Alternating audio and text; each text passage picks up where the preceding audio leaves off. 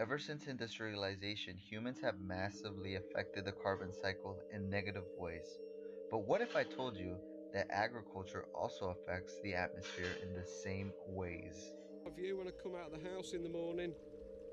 Look at that, all rice fields. The usual in the provinces, usual scenery. And this is The human impact. Rice is mass produced in more than 100 countries. Every year, around 700 million tons of rice is produced worldwide.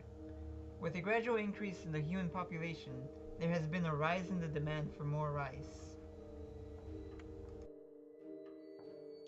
Where or who does it impact? Everyone is affected from the climate changes produced from rice, but Asia in particular is more affected by the products of rice farming. Asia represents 90% of the worldwide rice production and use this as their primary source of food.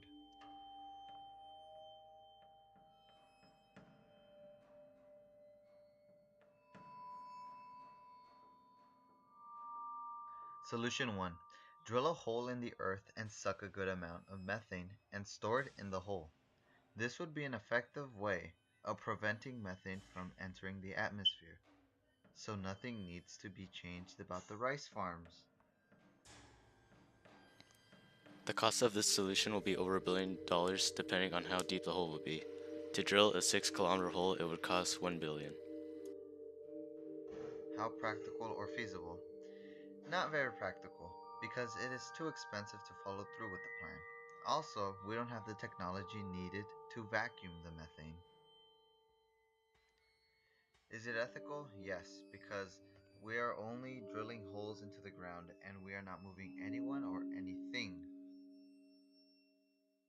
Is it ecologically friendly? Yes, because humans can balance the amount of methane stopping climate change. Would any laws need changing?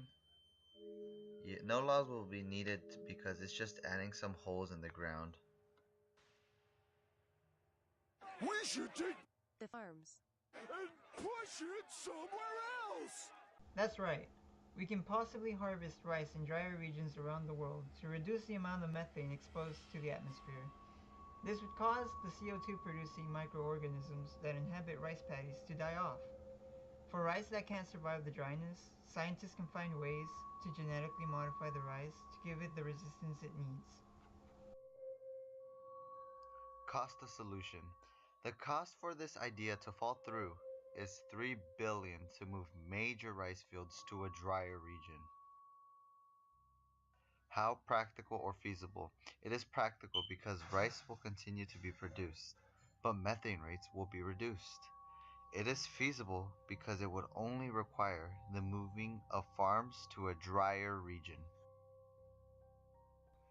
Is it ethical? No, because many people will be losing their jobs or feel the need to migrate to a new area. Is it ecologically friendly? Yes and no. Yes, because it slows down the methane release rate. No, because it only slows down the methane release rate. It doesn't stop the methane being released.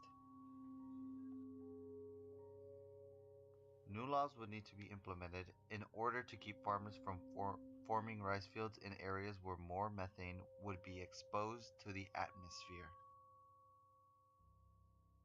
Based on the analysis, the best solution is obviously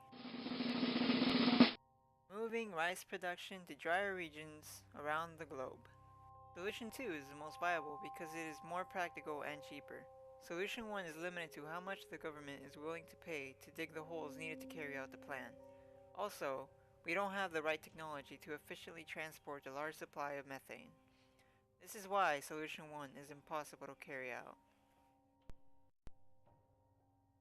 While Solution 2 may be the most practical, it comes with a lot of trade-offs. For example, many people will either lose their job or have to move to other regions where they will be able to continue their career as farmers. Also, the world will suffer from lower yields of rice due to the insufficiency of rice fields still operating. This could possibly lead to an increase in poverty and starvation. In the worst case scenario, the farmers and other people will rebel against the idea and start a rebellion.